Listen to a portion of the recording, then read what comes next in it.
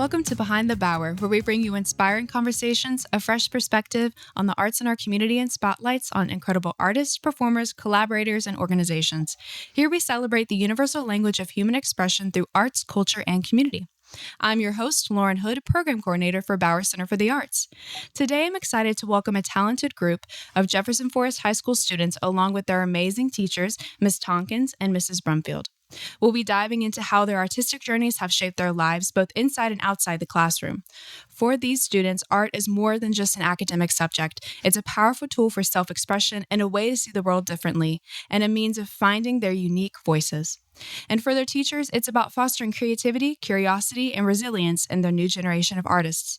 So let's jump in and hear their stories, how artists shaped them, inspired them, and become a meaningful part of their lives. Good afternoon, y'all. Good afternoon. Yeah. So just to get us started, I'm going to have y'all introduce yourselves and tell us a little bit about how you got into art and then what your preferred medium is. My name's Marin. I got into art through mostly watching my sister do it. And I use more like 3D elements than 2D, but I don't have a specific medium. Yeah. I kind of just dabble in a little bit of everything. That's awesome. My name's Emily. I'm a senior at JF, and I doodled a lot when I was younger, and sometime around middle school, those doodles actually became pieces of art in which I used to express myself, and my preferred medium is ink and graphite. Awesome. And my name is Jennifer Tonkins. So again, I'm one of two art teachers at Jefferson Forest. This is my 11th year teaching at JF, and my 21st year teaching at the high school level in general. Ever since I can remember, I've always loved art. I remember being 3 years old and people would give me coloring books. And I always hated the coloring books because they already had designs that were on the pages, and I hated that. So my mother, and I remember this when I was really young, so she would go out and she would get me drawing pads. So I draw like my own designs. And my mother was a pretty good artist, and she still is, but she doesn't practice that much. And so she showed me how to do proportions, and I would copy her, and then took classes in elementary, middle, and high, and just continued into taking it at college level. So that's awesome. Yeah, it's amazing. And we'll get to know Mrs. Brumfield in just a little bit. But just some questions for our students real quick. Who would you say is your biggest artistic inspiration and why? And then if you want to name just a favorite piece maybe you have from them, that'd be cool too.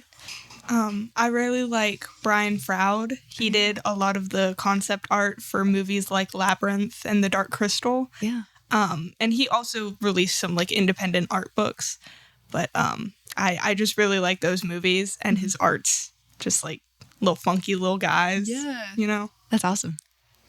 My biggest artist inspiration is my Uncle Charms, or Charles Cashwell. Cool. I don't have a favorite piece by him, but he pushed me to be a better artist. Yeah, that's amazing. That's so fun. How do you think your work has changed over time? Like looking back, is there like a piece or a moment that signifies a turning point for you as an artist? I don't know. I feel like there was a transition when I started taking art like more seriously. Right. And started like actually putting effort into it versus like just treating it as class assignments that I had to do to get a grade. Mm-hmm. But I don't think there was like a specific turning point for that. But yeah, I think it was just a certain moment where I was like, actually, this is really fun versus I gotta get this done. Yeah. You know? No, absolutely. I've always stuck to something that I know and like to do, so I've never really explored outwards. Yeah. But when I started taking art classes with Miss Tonkins, specifically Art 2 and Art 3, that's really what we had to do.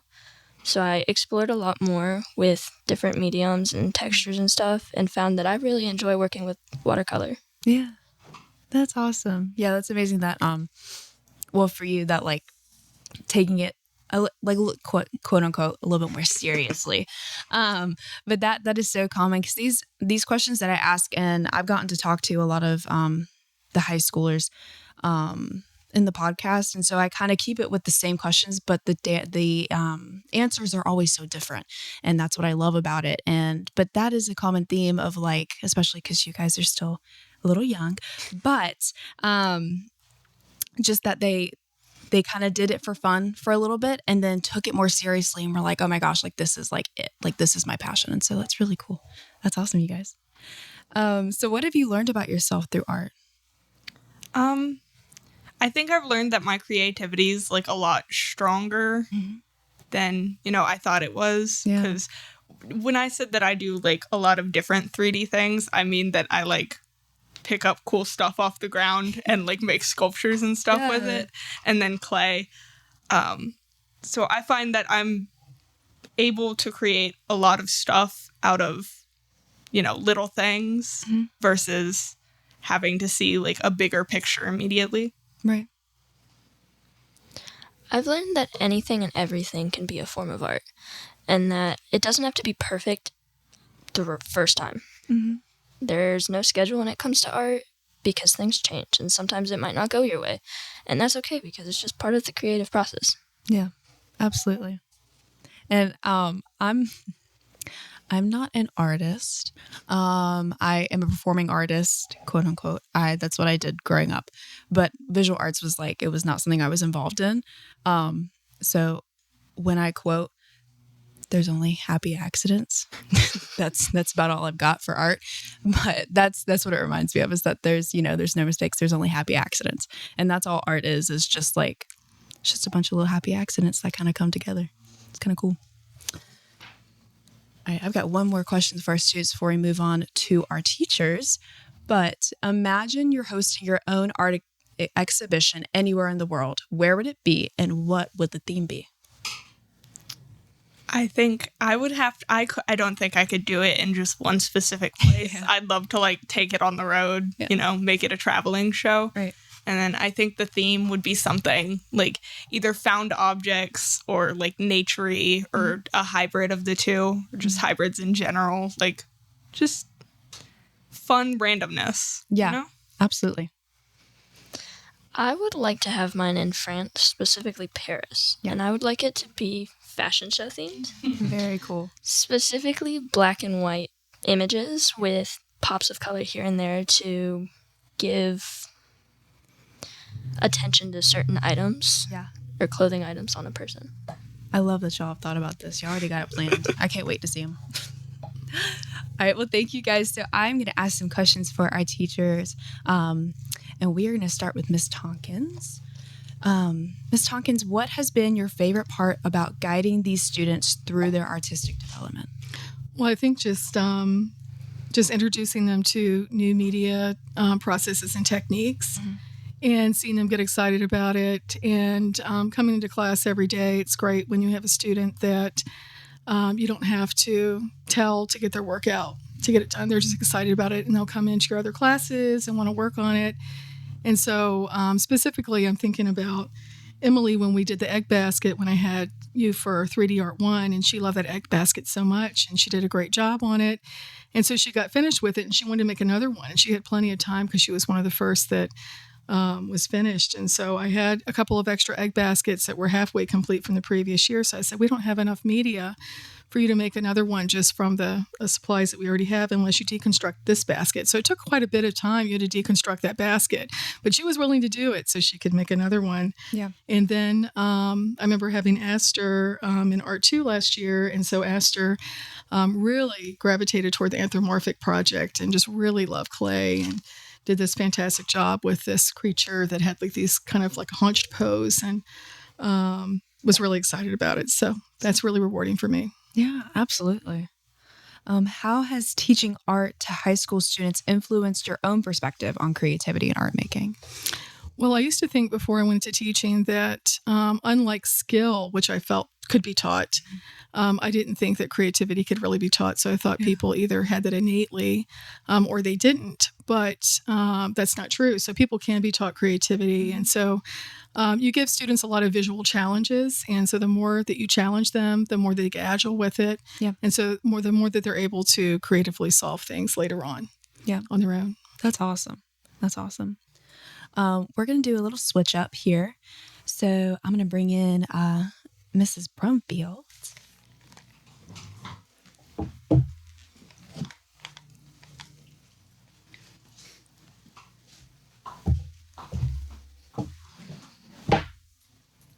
Miss Brumfield, hi. Hi. So what advice do you give students who struggle with self-doubt when creating? I like to think of art as like problem solving. So just thinking of it as a problem that you can solve, and there's a lot of different ways that you can solve problems. Something that I might do, they might do differently. Mm-hmm. So just kind of breaking it down into steps and, trying not to compare yourself to others because, again, like there's 1,000 ways to do something. Right. And also just trying not to like always be looking at other people, like other people's art, because everyone has their own style. There's not just one way to be successful. Absolutely. And that's why it's always so much fun to see like their interpretation of the projects because there's so many different outcomes that are possible. Yeah, that's awesome. What are your hopes for your students post-high school, and how do you hope art will kind of continue to play a role in their lives? My hope would be that in some way they are creative. I know that like a lot of students who leave high school or even just my Art 1 class aren't necessarily planning on continuing a future of art, but just hoping that if they take college classes, maybe they'll take like an art class. Yeah. Or maybe they'll just find some time where they can just be creative or remember something fun that we did and think like, oh, I can use that in this area too. Like I've already had some athletic students who have been able to see like perspective drawings and how that can be useful in other classes and other subject areas. Yeah, that's amazing. That's awesome. So I just have one final question for everybody, and we can start with whoever. But why do you think the arts are important in education? I think the arts, and not just visual arts, but all arts are important for education because it's an outlet for creativity that you don't really get in your core classes. And it's also a space where everybody can kind of like do their own thing because you can do, like different problems in math and get different outcomes, but it's not always the right way. Right. And so when you get the chance to do something like your own way in any art class, it's kind of freeing. And I think that kids, especially nowadays with like how negative things are getting, it's really important to have those sort of fun and freeing outlets. Yeah, absolutely. I totally agree with what she says, but I think arts are important in education because it not only gives students an outlet, but it also gives them creative freedom, whether that be through theater, art, music classes, or any of the other performing arts. Yeah. Yeah, I really think it can apply to a lot of other areas in life. You can use like a lot of different cognitive skills and skills that you use, just drawing, painting, whatever it may be, they can still apply in other areas. And I think that it's important for whether you like art or any kind of the arts, just experiencing it and getting out there and kind of putting yourself outside of your comfort zone could be really beneficial in other areas kind of throughout life because we're always going to be in uncomfortable situations. Yeah. So it's good to kind of have that experience. Absolutely. Ms. Tonkins, did you want to give some perspective on that? Yeah, so we'll just switch your room again. Careful.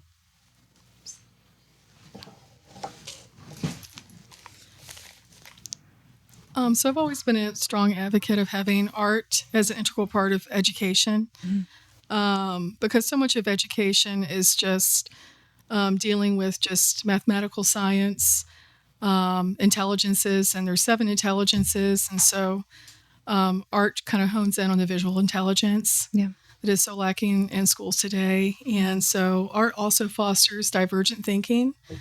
And so with divergent thinking, you're coming up with lots of different possibilities instead of just one. And so I think that with this just increase in AI and having the internet be able to solve problems, if you can be like a real person and you can solve these problems on your own and come up with divergent answers, I think that'll just give you an edge. Plus, as human beings, we have souls. And so art speaks to the soul and it allows the soul to express itself. And I think that that's something that's really important emotionally and culturally. Yeah, that's beautiful. I agree with everything all of y'all said. That's awesome. Awesome. Well, thank you, everyone, for just such an inspiring conversation this afternoon.